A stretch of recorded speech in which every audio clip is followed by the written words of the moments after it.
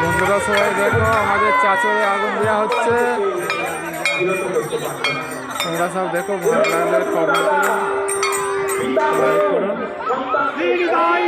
প্রেমানন্দে হরি হরি হরি বল। ভাই মাসে আগুন ধরে গেছে।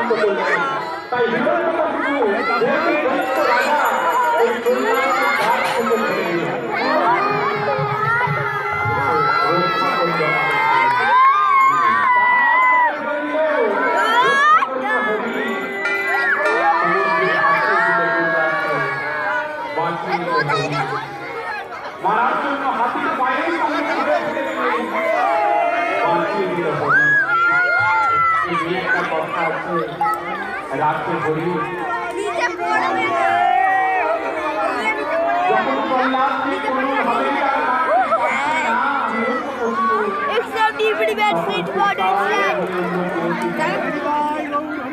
হরি বল হরি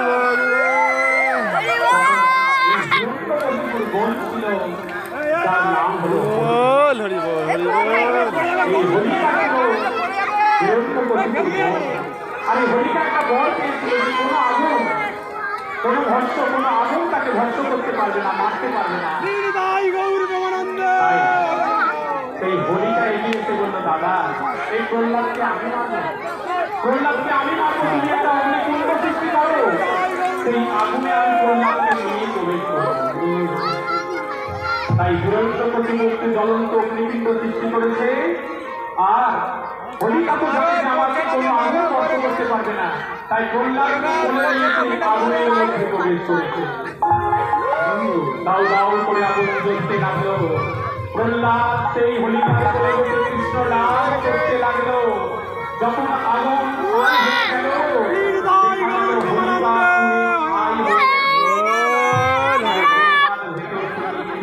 নাম বলতে আর সেই হরিকার দমন হলো, অহংকারের দমন হলো। আর সেই অহংকার দমনের পরের দিন আমরা হরি উৎসব পালন করি। এই সাই ভস্য নিয়ে ভক্তরা আনন্দে মাথামাছি করতে লাগলো। সেই থেকে হরি উৎসবের সূচনা করে।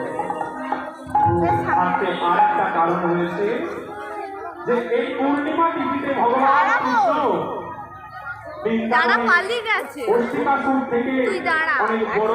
এই আগুনটাতে সেই আগের বছর বম ফেলেছিল, হাওয়া লেগে গেল। ভগবানের জয় হিসাবে ভক্তরা আবির নিয়ে আনন্দ করতে লাগলো।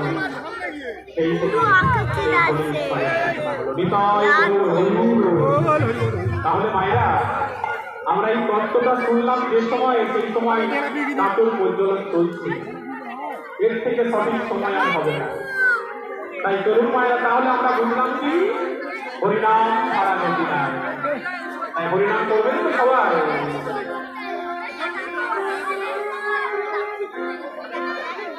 হরিনাম একবার বলো না, কৃষ্ণ নাম একবার বলো না,